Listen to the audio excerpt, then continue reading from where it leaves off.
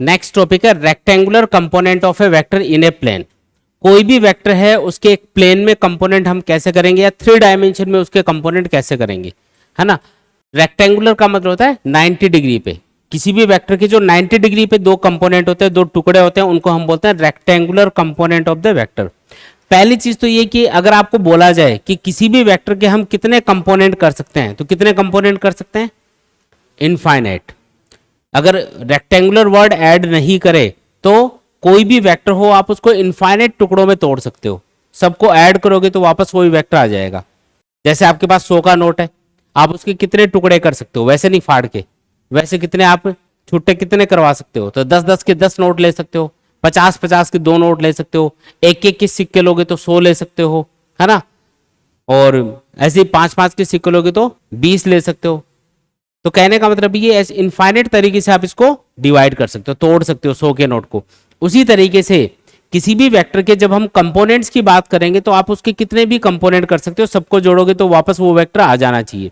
लेकिन जब भी ये वर्ड ऐड कर दे कि रेक्टेंगुलर कंपोनेंट कितने होते हैं, तो अगर एक प्लेन की बात कर रहा है तो उसमें 2 ही रेक्टेंगुलर कंपोनेंट हो सकते हैं, और अगर 3 डायमेंशन की बात करें, स्पेस में बात करें, तो फिर इसके 3 रेक्टेंगुलर कंपोनेंट हो सकते हैं, एक एक्स एक्सिस के अलोंग, एक वाई एक्सिस के अलोंग और एक जेड एक्सिस के अलोंग। ऐसे 3 कंपोनेंट मैक्सिमम कर सकते हो जो रेक्टेंगुलर कंपोनेंट होंगे स्पेस के अंदर। तो मान लो कि ये एक्स एक्सिस है, ये वाई एक्सिस है, और ये है अपना कोई वेक्टर ए, ठीक है। मुझे इसके कंपोनेंट करने एक प्लेन के अंदर। तो कंपोनेंट का मतलब क्या है, मान लो ये वेक्टर ए एक्स एक्सिस से थीटा एंगल बना रहा है, तो कंपोनेंट का मतलब होता है इस वेक्टर का अगर एक्स एक्सिस के अलोंग कंपोनेंट बताना है तो इस वेक्टर का एक्स एक्सिस के ऊपर एक प्रोजेक्शन ड्रॉ करेंगे। प्रोजेक्शन मतलब जो वेक्टर ए है इसके हेड से, यहां से एक्स एक्सिस के ऊपर एक परपेंडिकुलर लाइन ड्रॉ करेंगे ऐसे।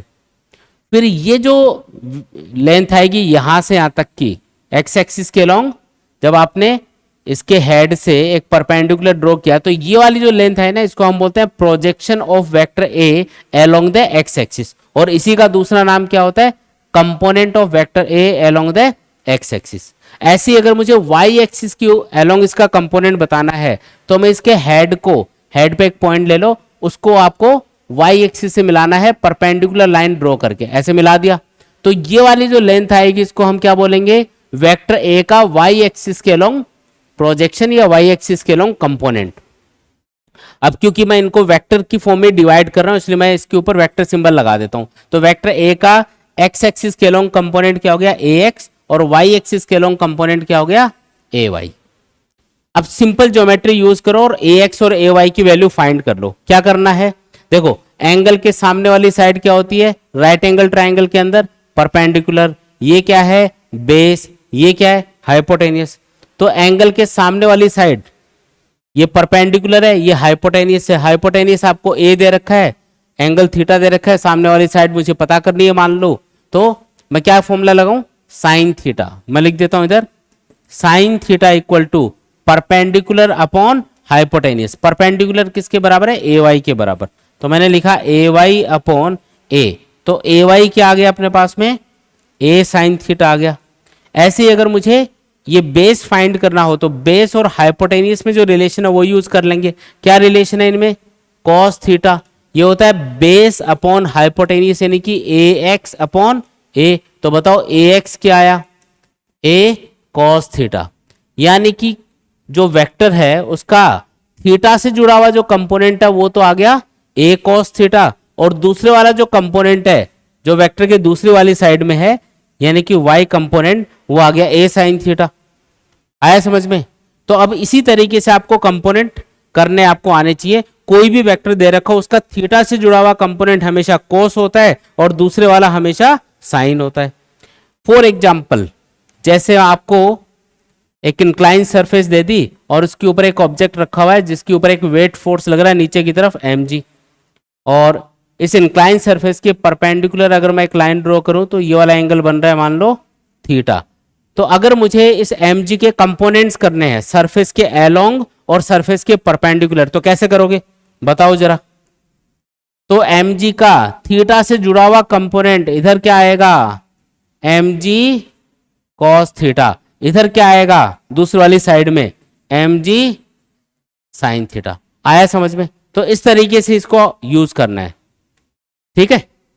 अच्छा, एक और प्रॉपर्टी देखो यहाँ पे, अगर मैं इन दोनों कंपोनेंट का स्क्वायर करके ऐड कर दूं, ए x square plus a y square, A x square plus a y square किसके बराबर आएगा? ये इसका और इसका स्क्वायर करके ऐड करो तो a x square plus a y square equal to a square cos square theta plus a square sine square theta. अगर मैं ए स्क्वायर कॉमन ले लूं उसमें से तो ब्रैकेट में क्या आया? Sign square theta plus cos square theta, जो कि 1 होता है, यानी कि ए स्क्वायर किसके बराबर आ गया? A x square plus a y square, यानी कि ए को आप क्या लिख सकते हो?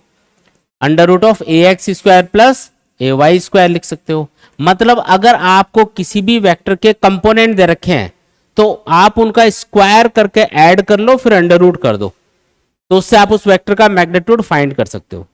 वापस जैसे मैंने बोला कि एक वेक्टर है, उसका एक्स एक्सिस के अलोंग कंपोनेंट है 5, जिसको मैं 5 आई केप लिख देता हूं। वाई एक्सिस के अलोंग इसका कंपोनेंट है 10, जिसको मैं 10 जे केप लिख देता हूं डायरेक्शन बताने के लिए। तो बताओ जो मेन वेक्टर है ना, उसका मैग्नीट्यूड क्या होगा? तो आप लिखोगे वेक्टर ए का मैग्नीट्यूड होगा 5 का स्क्वायर प्लस 10 का स्क्वायर, और फिर लास्ट में क्या करना है? इसका अंडर रूट भी कर देना है। कितना आएगा? 125, यानी कि 5√5 आ गया क्या सॉल्व करने पे? ये आपका आंसर आ गया। तो इस तरीके से आपको इनको ऑब्जर्व करना है, देखना है। आया समझ में? तो ये जो कंपोनेंट है इनको रेक्टेंगुलर कंपोनेंट क्यों बोलते हैं ये समझ में आएगा, क्योंकि इनके बीच में जो एंगल बन रहा है वो कितना है? 90 डिग्री है, इसलिए इनको बोलेंगे rectangular component of the two vectors of the vector, है ना। किसी भी वेक्टर के दो कंपोनेंट जो कि एक दूसरे के परपेंडिकुलर है उनको बोलते हैं रेक्टेंगुलर कंपोनेंट्स। हाँ, थीटा से जुड़ा हुआ हमेशा कोस, दूसरे वाला साइन। जैसे मान लो वेक्टर ऐसे दे दिया और मैंने बोला कि ये थीटा है, तो फिर इधर वाला कोस होगा ए कॉस थीटा और इधर वाला ए साइन थीटा। थीटा से जुड़ा हुआ हमेशा कोस, दूसरे वाला हमेशा साइन। आया समझ में? आगे बढ़ते हैं। इसके बाद में है rectangular component of a vector in space. मतलब स्पेस का मतलब है 3 डायमेंशन, उसमें एक्स एक्सिस भी होगी, वाई एक्सिस भी होगी और जेड एक्सिस भी होगी। जैसे मान लो ये एक्स एक्सिस है, ये वाई एक्सिस और जेड एक्सिस, है ना। और आपको क्या करना है? ये कोई वेक्टर है, इसके आपको कंपोनेंट्स करने हैं। ये कोई वेक्टर ए मान लेते हैं, इसके आपको कंपोनेंट करने हैं। कौन सी डायरेक्शन में? तो एक्स एक्सिस के अलोंग, वाई एक्सिस के अलोंग और जेड एक्सिस के अलोंग 3 म्यूचुअली परपेंडिकुलर कंपोनेंट करने हैं। इनको बोलते हैं रेक्टेंगुलर कंपोनेंट। किसी भी वेक्टर के एक दूसरे से 90 डिग्री एंगल पे जो कंपोनेंट होते हैं ना, उनको रेक्टेंगुलर कंपोनेंट बोला जाता है। अगर एक प्लेन में आप रेक्टेंगुलर कंपोनेंट करोगे किसी भी वेक्टर के, तो सिर्फ 2 ही कर सकते हो। लेकिन अगर स्पेस में करोगे, यानी कि जिसमें एक्स वाई जेड एक्सिस तीनों होंगे, तो आप 3 कंपोनेंट कर सकते हो जो कि एक दूसरे के परपेंडिकुलर होंगे। कौन कौन से? एक तो एक्स एक्सिस के लोंग, एक वाई एक्सिस के लोंग और एक जेड एक्सिस के लोंग। ऐसे 3 कंपोनेंट कर सकते हो और तीनों आपस में क्या होंगे? परपेंडिकुलर। ठीक है, मान लेते हैं कि इस वेक्टर का जो एक्स एक्सिस है उससे एंगल बन रहा है, सपोज करो अल्फा। जो वाई एक्सिस है उससे इस वेक्टर का एंगल बन रहा है बीटा, और जो जेड एक्सिस है उससे इस वेक्टर का एंगल बन रहा है सपोज करो गामा। मान लो कि ये एक्स एक्सिस है, ये वाई एक्सिस है और ये जेड एक्सिस है, और वेक्टर बीच में कहीं है ऐसे, तो इसका एक्स एक्सिस के साथ भी कुछ एंगल बनेगा, वाई एक्सिस के साथ भी कुछ एंगल बनेगा और जेड एक्सिस के साथ भी कुछ एंगल बनेगा। वो एंगल हमने दिखा दिए यहाँ पे। ठीक है, अगर किसी भी वेक्टर का थीटा से जुड़ा हुआ कंपोनेंट फाइंड करते हैं तो क्या आता है? हमेशा कोस थीटा। तो वेक्टर ए का एक्स एक्सिस के अलोंग जो कंपोनेंट होगा, एक्स एक्सिस के अलोंग जो कंपोनेंट आएगा, है ना, जिसको मैं ए एक्स बोल देता हूं, तो वो ए एक्स क्या आएगा? बोलो, ए कोस अल्फा के बराबर आएगा। थीटा की जगह अल्फा दे रखा है ना। अच्छा, इसी वेक्टर का वाई एक्सिस से एंगल कितना है? बीटा। अब मैं अल्फा और गामा को भूल जाता हूं एक बार। मुझे वेक्टर दे रखा है और उसका वाई एक्सिस से एंगल दे रखा है, तो वाई एक्सिस के लोग इसका कंपोनेंट क्या आएगा? तो थीटा से जुड़ा हुआ कंपोनेंट हमेशा कोस होता है, तो ए वाई आ जाएगा ए कोस बीटा।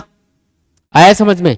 और अगर मैं बोलूं कि ये जो वेक्टर है इसका जेड एक्सिस के लोग कंपोनेंट बताओ, तो जेड एक्सिस से इसका एंगल देख लो कितना है? गामा। तो इसी वेक्टर का जेड एक्सिस के अलोंग जो कंपोनेंट आएगा वो आएगा ए कॉस गामा। ये बात समझ में आई क्या? अगर आपको किसी भी वेक्टर का किसी भी डायरेक्शन में कंपोनेंट करना है, तो अगर उस डायरेक्शन में वेक्टर के साथ में जो बनने वाला एंगल है वो आपको पता हो, तो cos alpha, cos beta, cos gamma ऐसे आप करके उस वेक्टर का एक्स एक्सिस, वाई एक्सिस या जेड एक्सिस के लोग कंपोनेंट बता सकते हो। आपको उस डायरेक्शन में, जिस डायरेक्शन में कंपोनेंट करना है उसके साथ में वेक्टर का एंगल पता होना चाहिए बस, तो आप ऐसे कर सकते हो, कोई दिक्कत नहीं है। और आपको बताया था कि अगर मुझे रिजल्टेंट वेक्टर फाइंड करना हो और मुझे ए एक्स, ए वाई, ए जेड पता हो, तो मैं कैसे फाइंड करूंगा? अगर मुझे वेक्टर ए फाइंड करना हो और उसके मुझे कंपोनेंट दे रखे हो, तो एक सिंपल सा तरीका है, इसके जो भी कंपोनेंट होंगे एक्स एक्सिस, वाई एक्सिस और जेड एक्सिस के लोग, उनका स्क्वायर करके ऐड करेंगे और उसके बाद में अंडर रूट कर देंगे, तो इससे अपने पास क्या आ जाएगा? उस वेक्टर का मैग्नीट्यूड आ जाएगा। ठीक है, ये भी आपको याद रखना है। अच्छा, यहां पे ये जो कोस अल्फा, कोस बीटा और कोस गामा है, इनको एक अलग नाम से जानते हैं, इनको बोलते हैं डायरेक्शन कोसाइंस। क्या बोलते हैं इनको? Direction cosines. क्या बोलते हैं? Direction cosines. कौन है direction cosine? Cos alpha, cos beta और कोस गामा। अच्छा, कोस अल्फा क्या होगा यहां से बताओ सॉल्व करके? ए एक्स अपॉन ए के बराबर होगा। कोस बीटा क्या होगा? ए वाई अपॉन ए के बराबर होगा। और कोस गामा क्या होगा? ए जेड अपॉन ए के बराबर होगा। अगर मुझे किसी भी वेक्टर के कंपोनेंट्स पता है और मुझे डायरेक्शन कोसाइन पूछ ले, तो कोस अल्फा बराबर होगा x component of the vector divided by magnitude of the vector. अगर बोले वाई कंपोनेंट, जो वाई एक्सिस है ना, उसके अलोंग जो डायरेक्शन कोसाइन है वो बताओ, यानी कि कोस बीटा बताओ, तो मुझे वाई एक्सिस के अलोंग जो कंपोनेंट है उसको वेक्टर के मैग्नीट्यूड से डिवाइड कर देना है। अगर बोले जेड एक्सिस के अलोंग जो डायरेक्शन कोसाइन है वो बताओ, तो ए जेड अपॉन ए कर देना है। इससे हम क्या फाइंड कर सकते हैं? Direction cosine. ये अच्छा, ये इसका यूज ये होता है कि इससे आप अल्फा बीटा गामा बता सकते हो सॉल्व करके। जैसे अल्फा क्या आएगा? Cos inverse a x upon ए। अगर मैं बोलूं कि एक वेक्टर है, मुझे उसका एक्स एक्सिस से एंगल बताओ, तो आप क्या फॉर्मूला यूज कर सकते हो? Alpha equal to cos inverse a x upon a. उस वेक्टर का वाई एक्सिस से एंगल बताओ, मतलब बीटा बताओ, तो क्या करोगे? कॉस इनवर्स ए वाई अपॉन ए। अगर मैं बोलूं कि उस वेक्टर का जेड एक्सिस से एंगल बताओ गामा, तो ये हो जाएगा कॉस इनवर्स ए जेड अपॉन ए। इससे फाइंड कर लोगे, कहां दिक्कत है? अच्छा, डायरेक्शन कोसाइन की एक प्रॉपर्टी होती है कि इनका स्क्वायर करके अगर आप ऐड करोगे ना, cos square alpha plus cos square beta plus cos square gamma, तो ये हमेशा 1 आता है। डायरेक्शन कोसाइंस का स्क्वायर करके ऐड करेंगे तो हमेशा क्या आएगा? 1। और अगर मैं साइन की टर्म्स में इनको लिख दूं तो ये इक्वल टू 2 आएगा। कैसे? क्योंकि कॉस स्क्वायर अल्फा को आप क्या लिख सकते हो? 1 माइनस साइन स्क्वायर अल्फा, क्योंकि sine square alpha plus cos square equal to, है ना, sine square alpha plus cos square alpha equal to 1 होता है। तो कॉस स्क्वायर अल्फा को क्या लिख दोगे? चलो मैं लिख के बता देता हूं, 1 minus sine square alpha. Cos square beta को क्या लिख दोगे? 1 minus sine square beta. Cos square gamma को 1 minus sine square gamma equal to 1। अब देखो 1 प्लस 1 प्लस 1, ये तो हो गया 3, और ये हो गया minus sine square alpha minus sine square beta minus sine square gamma equal to 1। अब एक काम करते हैं, इन साइन वाले टर्म्स को उधर ले जाते हैं, तो ये तो हो जाएंगे पॉजिटिव, और इस 1 को इधर ले आते हैं तो ये हो जाएगा माइनस। तो 3 में से 1 माइनस होगा तो 2 बचेगा, यानी कि sine square alpha plus sine square beta plus sine square gamma equal to क्या आ जाएगा? 2। तो ये दोनों प्रॉपर्टी आपको याद रखनी है। कई बार जो क्वेश्चन है उसमें ऑप्शंस में गिवन होती है प्रॉपर्टी ये, और आपको पूछता है कि करेक्ट ऑप्शन क्या है, तो आपको याद रखना है कि डायरेक्शन कोसाइंस का स्क्वायर करके ऐड करोगे तो हमेशा 1 आएगा, और अगर उसको साइन फंक्शन में लिख के स्क्वायर करके ऐड करोगे तो इक्वल टू 2 आएगा, है ना। ये प्रॉपर्टी हमको याद रखनी है। तो कंपोनेंट करने आए क्या आपको? ठीक है। अब जो भी चीजें हमने सीखी है उसके अकॉर्डिंग बताओ मुझे कि अगर मुझे कंपोनेंट करने हो किसी भी वेक्टर के, तो maximum number of component of a vector कितने किए जा सकते हैं? किसी भी वेक्टर के मैक्सिमम नंबर ऑफ कंपोनेंट कितने किए जा सकते हैं? इनफाइनाइट। याद करो, आपको बताया था किसी भी वेक्टर के अगर सिर्फ ये बोला जाए कि कितने कंपोनेंट कर सकते हो, तो इनफाइनाइट कंपोनेंट कर सकते हो। लेकिन वो अगर ऐड कर दे कि maximum number of rectangular component कितने किए जा सकते हैं एक प्लेन के अंदर, तो एक प्लेन के अंदर सिर्फ 2 ही रेक्टेंगुलर कंपोनेंट कर सकते हो। अगर बोले maximum number of rectangular components of a vector in space, यानी कि 3 डायमेंशन में, तो 3 कर सकते हो, एक एक्स एक्सिस के लॉन्ग, एक वाई एक्सिस के लॉन्ग और एक जेड एक्सिस के लॉन्ग। रेक्टेंगुलर कंपोनेंट का मतलब एक दूसरे के परपेंडिकुलर जो कंपोनेंट होंगे, ठीक है। और अगर कई बार वेक्टर आपको आई कैप, जे कैप, के कैप की टर्म्स में गिवन होता है, तो उन वेक्टर्स को ऐड करना हो या सब्ट्रैक्ट करना हो, मतलब कंपोनेंट्स की फॉर्म में वेक्टर दे दिया और उनको ऐड या सब्ट्रैक्ट करना है, तो कैसे करोगे? जैसे वेक्टर ए दे दिया आपको, ए x I cap plus a Y J cap plus A Z के कैप, और वेक्टर बी दे दिया आपको बी एक्स आई कैप प्लस बी वाई जे कैप प्लस बी जेड के कैप, ऐसे दे दिया आपको 2 अलग अलग वेक्टर, और पूछा कि बताओ इनका एडिशन क्या होगा। तो अगर एडिशन करना हो तो आपको सिंपल एक काम करना है, एडिशन हो या सब्ट्रैक्शन हो, एडिशन करना हो तो जो भी x वाले कंपोनेंट है उनको एक साथ जोड़ लो, जैसे ए एक्स प्लस बी एक्स और साथ में चिपका दो आई कैप, है ना। y वाले कंपोनेंट को एक साथ ऐड कर लेंगे, ए वाई प्लस बी वाई, और साथ में किससे मल्टीप्लाई करेंगे? जे कैप से, और z वाले कंपोनेंट को एक साथ ऐड कर लेंगे और साथ में क्या मल्टीप्लाई करेंगे? के कैप। ये आपका आंसर हो जाएगा। और अगर a माइनस बी करना होता तो a x minus B x, मतलब जो x वाले कंपोनेंट है उनको एक साथ माइनस कर लेते, y वाले कंपोनेंट को एक साथ माइनस कर लेते, z वाले कंपोनेंट को एक साथ माइनस करके सॉल्व कर देते। तो ये तरीका आपको काम में लेना होता है, आसान है एकदम, ठीक है। चलो कुछ क्वेश्चंस करके देखते हैं। क्वेश्चन दिया हुआ है, a force is inclined at an angle 60 degree from the horizontal. Horizontal किसको बोलते हैं? देखो ये वाली लाइन हॉरिजॉन्टल है, ये वर्टिकल है। हॉरिजॉन्टल से 60 डिग्री एंगल पे आपको क्या दे रखा है? एक फोर्स दे रखा है, ठीक है। If it's horizontal component is 40, आपको इसका हॉरिजॉन्टल कंपोनेंट बता रखा है।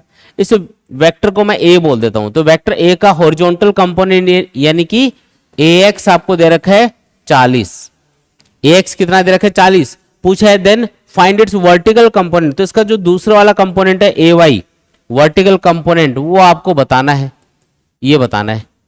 तो ए एक्स इक्वल टू क्या होता है? ए एक्स इक्वल टू होता है ए कॉस थीटा। ए वाई क्या होता है? बी थीटा से जुड़ा हुआ कंपोनेंट तो कॉस होता है, दूसरे वाला साइन होता है ना। अब थीटा तो मुझे गिवन नहीं है, और मुझे क्या पूछा इसने? ए वाई पूछा, ए एक्स दे रखा है।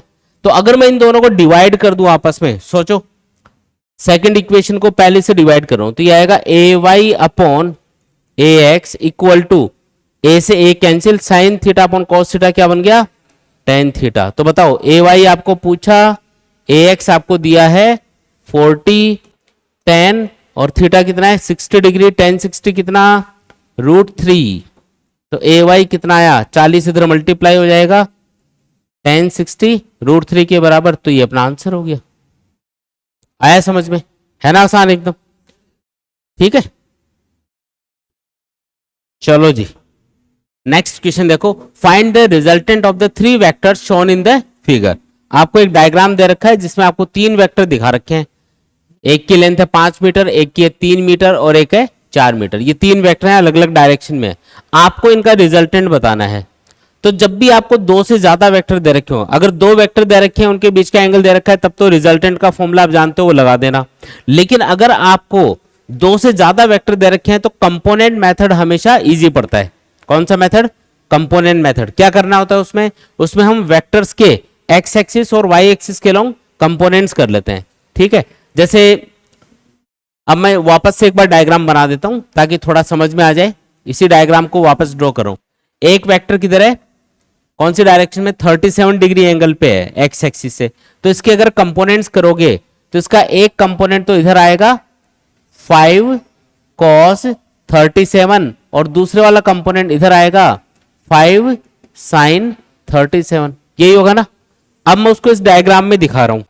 देखो इस वेक्टर का एक कंपोनेंट आया 5 cos 37, ठीक है। एक कंपोनेंट आया y एक्सिस के लॉन्ग 5 sin 37 डिग्री, ठीक है जी। ये वाला वेक्टर किधर है? 3 मीटर वाला। ये तो x एक्सिस के लॉन्ग है, तो इसको x एक्सिस के लॉन्ग दिखा दो यहाँ पे। ये मान लो 3 मीटर वाला वेक्टर है एक्स एक्सिस के अलोंग। ये वाला वेक्टर किधर है, वाई एक्सिस के अलोंग, तो इसको वाई एक्सिस के अलोंग दिखा दो, ऐसे ऊपर की तरफ दिखा दो 4 मीटर। ठीक है, तो अब 5 cos 37 इसको सॉल्व कर लो पहले। तो cos 37 होता है 4/5 यानी कि आएगा 4, और ये 5 sin 37 है, इसको सॉल्व करोगे तो ऊपर लिख रहा हूं 5 sin 37 होता है 3/5, तो ये आ गया 3। तो ऊपर की तरफ दो वेक्टर हैं 3 और 4, कितना हो गया 7। सेम डायरेक्शन में दो वेक्टर हैं तो सीधे ऐड हो जाएंगे, तो 3 + 4 कितना हो गया 7। इधर दो वेक्टर हैं, एक तो 3 है और एक सॉल्व करने पे 4 है, यानी कि ये भी 7। अब दो वेक्टर हैं अपने पास, डायग्राम दोबारा बना रहा हूं थोड़ा समझाने के लिए ताकि आपके दिमाग में पिक्चर क्लियर हो जाए। इधर इन दोनों का रिजल्टेंट आया 7 मीटर, ऊपर की तरफ इन दोनों का रिजल्टेंट आया 7 मीटर। उन दोनों के बीच में एंगल कितना है, इन दोनों के बीच में एंगल कितना है 90 डिग्री। भाई एक्स और वाई एक्सिस के बीच का एंगल 90 डिग्री, तो एंगल तो पता ही है आपको। क्या हम इन दोनों का रिजल्टेंट बता सकते हैं, इजीली बता सकते हैं। इनका रिजल्टेंट आ जाएगा √a का स्क्वायर प्लस b का square plus 2ab cos theta. cos 90 कितना 0, ये वाली टर्म 0। cos 90 आ जाए ना तो वो तो लिखने की भी जरूरत नहीं है, वो इतनी कैलकुलेशन तो दिमाग में ही कर लिया करो। 7 का स्क्वायर प्लस 7 यानी कि ये आएगा 7√2 के बराबर। पूरा सॉल्व करोगे ना, ये तो 0 ही बन गया, ये तो हट गई। और इस पे अगर 7 आप 7 स्क्वायर कॉमन ले लेते हो और अंडर रूट से बाहर निकालते हो तो 7 बाहर आ गया, इधर बचा 1, इधर बचा 1 यानी कि √2। ये आ गया आपका आंसर। क्लियर, आसान। नेक्स्ट क्वेश्चन है, a vector is represented by 3ik + jk + 2kk, its length in xy plane is. कौन से प्लेन में लेंथ पूछी जा रही है, xy। पहले तो वेक्टर a लिख देते हैं इसको। मान लो ये वेक्टर a है जो कि है 3ik + jk + 2kk। हमें कौन से प्लेन में लेंथ पूछी जा रही है, xy प्लेन में। तो याद रखो जिस प्लेन में लेंथ पूछी जाए या जिस प्लेन में वेक्टर का मैग्नीट्यूड पूछा जाए, हमें सिर्फ उन कंपोनेंट्स को लेना है। जैसे इसका x कंपोनेंट क्या है 3, y कंपोनेंट कितना है 1, z कंपोनेंट कितना है 2। लेकिन हमें अगर इसका मैग्नीट्यूड पूछता तो मैं तीनों कंपोनेंट को कंसीडर करता, लेकिन मुझे पूछा कि ये कोई वेक्टर है, इसका x कंपोनेंट इतना, y कंपोनेंट इतना, z कंपोनेंट इतना, तो इसका xy प्लेन में लेंथ बताओ। मतलब xy प्लेन में इसका जो मैग्नीट्यूड है वो बताओ। तो xy प्लेन में अगर मैग्नीट्यूड बताना है axy लिख देता हूं इसको मैं, तो ये आएगा √ax² plus ax² plus ay²। तो आंसर आएगा आपका ax कितना है 3, ay कितना है 1, कितना आया आंसर √10 आ गया। अगर पूछता कि मुझे तो इस वेक्टर की yz प्लेन में लेंथ बताओ, तो ayz क्या हो जाता √ बताओ y कंपोनेंट कितना 1, 1 का स्क्वायर, z कंपोनेंट कितना 2 का स्क्वायर, आंसर बता दो √5। पूछता है वेक्टर का मैग्नीट्यूड बता दो, वेक्टर की लेंथ बता दो, यानी कि आपको तीनों कंपोनेंट को लेना है। वेक्टर के लिए पूछे तो 3 का स्क्वायर प्लस 1 का स्क्वायर प्लस 2 का स्क्वायर कितना आएगा √14, है ना। अगर वेक्टर a का मैग्नीट्यूड पूछे तो यह आंसर होगा। इस वेक्टर का xy प्लेन में लेंथ पूछे तो सिर्फ x और y कंपोनेंट का स्क्वायर करके ऐड करके अंडर रूट कर देना। सिर्फ yz प्लेन में लेंथ पूछे तो y और z कंपोनेंट का स्क्वायर करके ऐड कर लो, अंडर रूट कर दो, सॉल्व कर दो। ठीक है, आसान। नेक्स्ट क्वेश्चन है, if vector a equal to 2ik + 4jk - 5kk, the direction cosines of the vector a are. तो आपको वेक्टर a के डायरेक्शन कोसाइन बताना है, मतलब cos अल्फा, cos बीटा और cos गामा की वैल्यू बतानी है। तो पहले तो मैं एक काम करता हूं, वेक्टर a लिख देता हूं, क्या है 2ik + 4jk - 5kk। इसका मैग्नीट्यूड क्या आएगा, तो वेक्टर a का मैग्नीट्यूड होगा √2 का स्क्वायर प्लस 4 का स्क्वायर प्लस 5 का स्क्वायर। सॉल्व करोगे कितना आएगा, ये 4 बन गया, ये 16 यानी कि ये हो गया 20, ये हो गया 25, √45 आ गया ये। ठीक है, अगर मैं आपको बोलूं कि बताओ इसका x कंपोनेंट क्या है, वेक्टर का x कंपोनेंट बता दो 2, y component 4, z component -5, minus साथ में लेंगे। ठीक है, तो इसने पूछा कि हमें डायरेक्शन कोसाइन बताओ, मतलब कॉस अल्फा, कॉस बीटा और कॉस गामा बताने हैं आपको, ये आपका आंसर रहेगा। तो कॉस अल्फा का फॉर्मूला क्या बताया था, ए एक्स अपॉन ए एक्स कितना है 2 और ए कितना आया √45। कॉस बीटा क्या आएगा a y upon A Y कितना 4 और ए है 45 √45, तो ये अपना आंसर आ गया। कॉस गामा के लिए ए जेड है -5 और ये है अपना √45, ये अपने आंसर आ गए। तो ये 3 आंसर है, देख लो कौन सा इसमें 2 4 पहला ही है क्या, पहला ही ऑप्शन है। देखो नेक्स्ट क्वेश्चन है the angles which a vector i k plus j k plus √2 k makes with x axis y axis and z axis respectively are. मतलब वो एंगल्स बताने आपको जो ये vector x axis y axis और z axis से बना रहा होगा, उन एंगल्स को हम अल्फा बीटा गामा बोलते हैं वैसे। तो अल्फा बीटा गामा आपको पूछा जा रहा है। वेक्टर क्या दे रखा है आई k plus j k plus √2 के ये दे रखा है। अब एक्स वाई जेड कंपोनेंट तो साफ साफ दिख रहे हैं आपको, x component 1, y component 1, z component √2। ठीक है, वेक्टर का मैग्नीट्यूड भी फाइंड कर लो, इसकी जरूरत पड़ेगी। तो ये हो जाएगा √1 का स्क्वायर प्लस 1 का स्क्वायर प्लस √2 का स्क्वायर, अंडर रूट में आएगा 4, सॉल्व करने पे आया 2। ठीक है, अब मुझे अल्फा बताना है। तो अल्फा क्या होता है cos inverse a x upon A, cos inverse a x कितना 1, ए कितना 2। अब कॉस थीटा की वैल्यू 1/2 कब आती है 60 डिग्री एंगल पे, तो आंसर हो गया 60 डिग्री, है ना।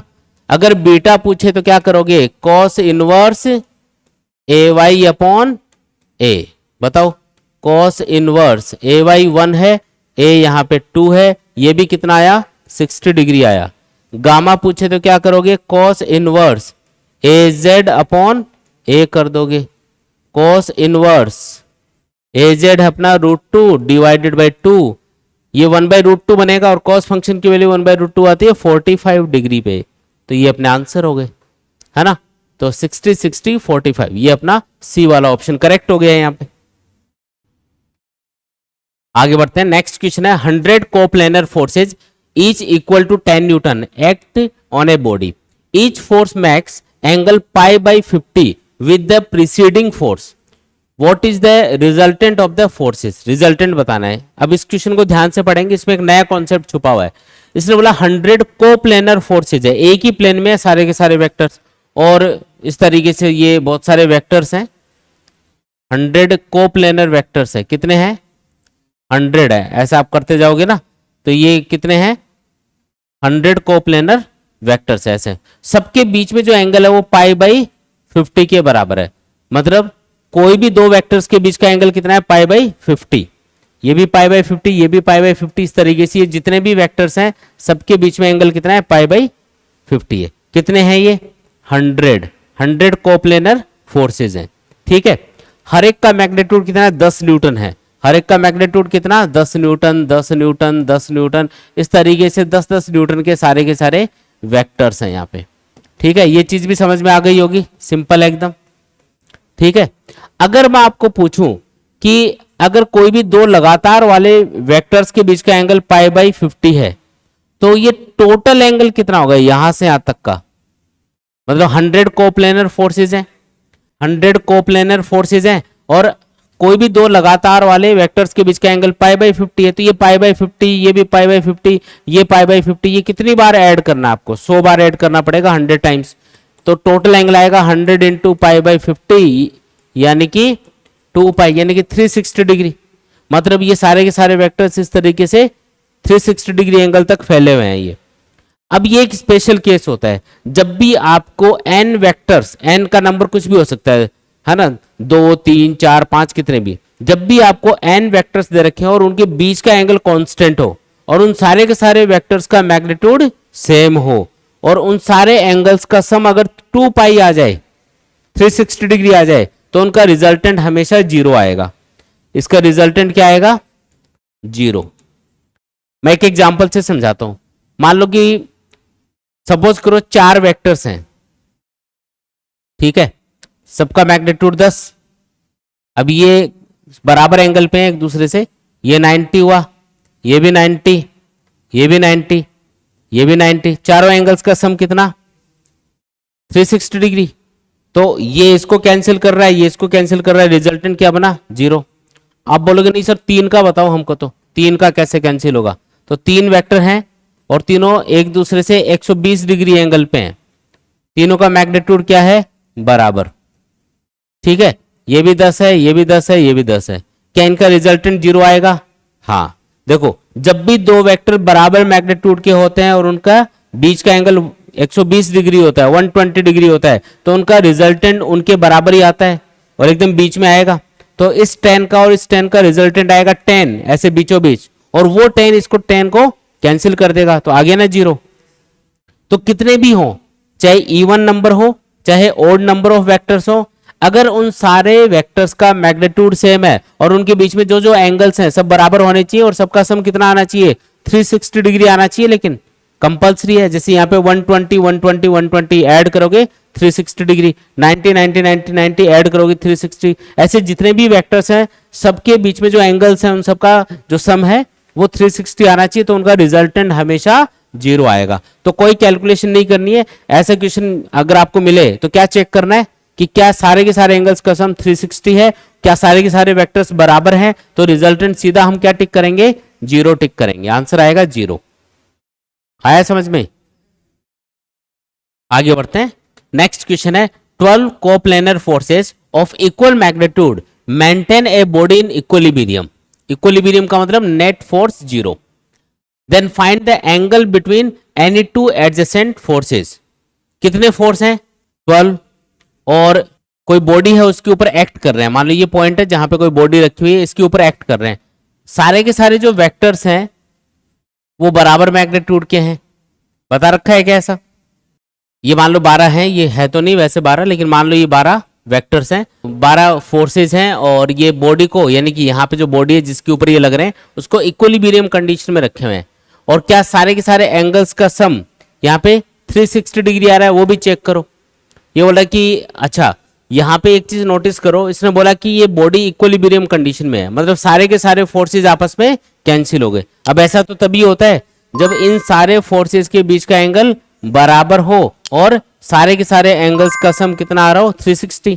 अब कितने वेक्टर्स हैं ये 12, तो हर एक जो दो होंगे ना वेक्टर, कोई भी दो लगातार वाले, उनके बीच का एंगल कितना आएगा, तो वो एंगल थीटा आएगा अपने पास। जैसे ये एंगल थीटा आएगा 360 डिग्री डिवाइडेड बाई 12 यानी कि 30 डिग्री। तो 30 30 30 ऐसे 12 टाइम्स आप ऐड करोगे तो वो 360 बन गया। और क्योंकि सारे के सारे वेक्टर बराबर मैग्नीट्यूड के हैं तो वो आपस में एक दूसरे को कैंसिल कर देंगे और बॉडी इक्विलिब्रियम कंडीशन में रहेगी। तो हमने इसको रिवर्स में सोल्व किया है, हमें प्रॉपर्टी पता थी तो उसके अकॉर्डिंग हमें ये पता चल गया कि जितने भी एंगल्स होंगे, ये जो 12 एंगल्स बनेंगे थीटा थीटा थीटा, इन सब का सम कितना आना चाहिए 360 आना चाहिए। तो एक एंगल उसके लिए होना चाहिए 30 डिग्री के बराबर। इस तरीके से सॉल्व करना है। बच्चों काफी बच्चे ये कमेंट करते हैं कि सर हमें नोट्स कहाँ से मिलेंगे। तो बच्चों आपको नोट्स मिलेंगे हमारी ऐप के ऊपर। ऐप का नाम है physics with Umesh Rajauria. App के ऊपर आपको फिजिक्स नोट्स के अलावा केमिस्ट्री और बायोलॉजी के नोट्स भी मिल जाएंगे। नोट्स तो आपको मिलेंगे ही, इसके अलावा आपको और भी बहुत सारी चीजें ऐप के ऊपर मिलने वाली हैं, जैसे कि इंपॉर्टेंट पीवाईक्यूज जो हम इस सीरीज में कवर कर रहे हैं वो भी आपको ऐप के ऊपर मिल जाएंगे। आपको चैप्टर वाइज टेस्ट पेपर मिल जाएंगे जिससे आप अपनी प्रिपरेशन को प्रॉपर तरीके से चेक कर सकते हैं। इसके अलावा आपको माइंड मैप और फॉर्मूला बुकलेट्स मिलेंगी जिससे आप फिजिक्स केमिस्ट्री और बायोलॉजी को प्रॉपर तरीके से बहुत कम टाइम में रिवाइज कर सकते हैं। इसके अलावा आपको कंप्लीट एनसीईआरटी सॉल्यूशंस मिल जाएंगे हर एक सब्जेक्ट के। ये जो ऐप है ये आप गूगल प्ले स्टोर से भी डाउनलोड कर सकते हैं, या ऐप का जो लिंक है वो हम इस वीडियो के डिस्क्रिप्शन में शेयर कर देंगे, आप वहां से भी इसको डाउनलोड कर सकते हैं।